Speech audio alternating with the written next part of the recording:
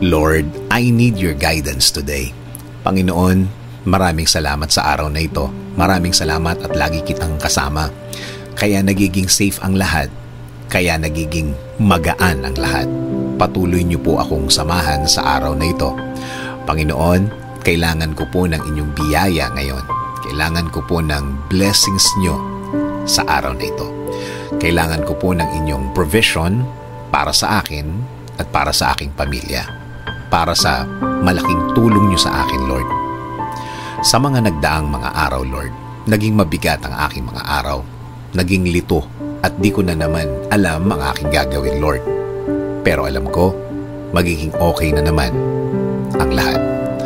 Alam ko, Panginoon, kahit na ano pa ang pinagdadaanan ko, kapag kasama ko kayo, lagi kong makikita at mararating ang inyong plano sa akin.